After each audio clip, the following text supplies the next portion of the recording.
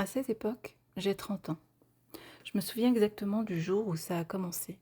Une gifle dans un couloir chez moi, en fin d'après-midi. Pourquoi? Pour quelle raison? Ça par contre, ma mémoire l'a occulté.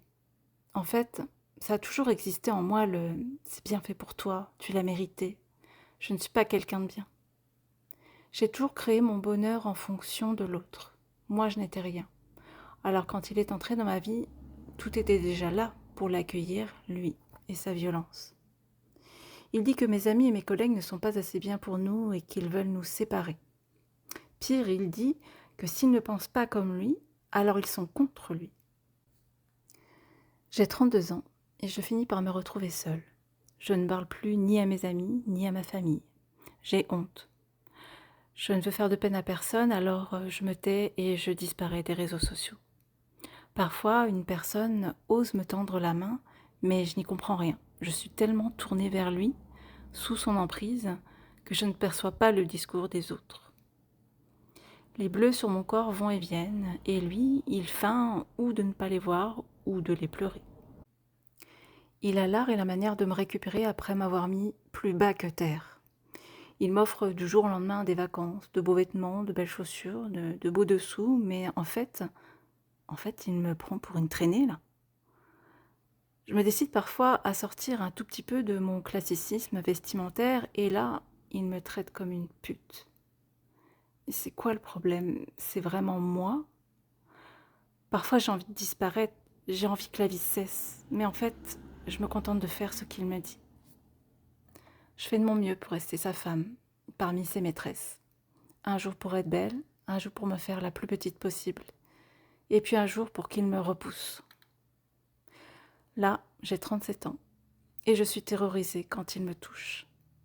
Arrête de me parler vulgairement, arrête de poser tes mains sur moi à n'importe quel moment, sans me prévenir, dans n'importe quel contexte. Le consentement, est-ce que vous, les hommes, vous savez ce que c'est?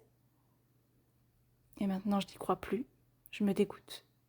Je me sens salie par lui et tous ces hommes qu'il a fait venir pour soi-disant me décoincer. En fait, il est tapis derrière une porte et il mate. Parfois, il surgit et participe. Il prend son pied, pendant que moi, je suis violée, en silence. J'en ai assez. Je ne crois plus en ces mots. Plus rien ne me prouve qu'il a raison.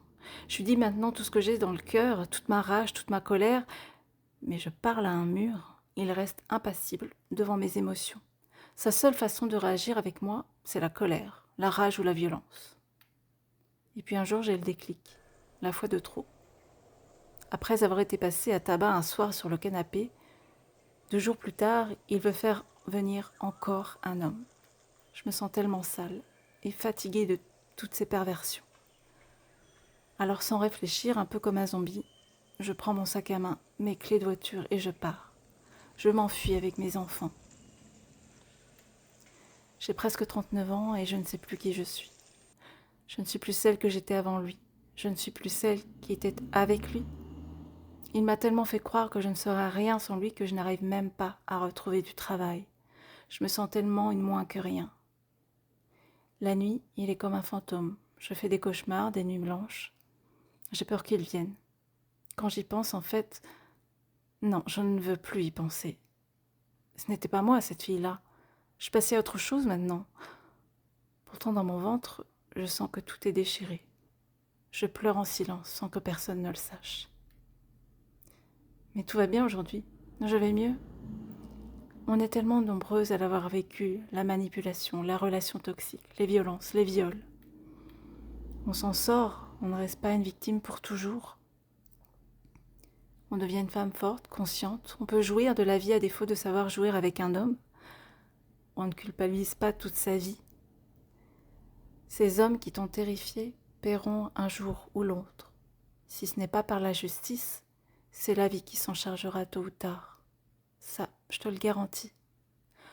Alors si tu cherches une oreille, il y a des numéros gratuits comme le 3919, des associations, des permanences juridiques gratuites dans les mairies, des tas d'accompagnants comme moi pour t'aider à te relever et à prendre soin de toi. Ne reste pas toute seule dans ton coin. Crois-moi, j'en ai fait l'expérience, ça ne mène pas très loin.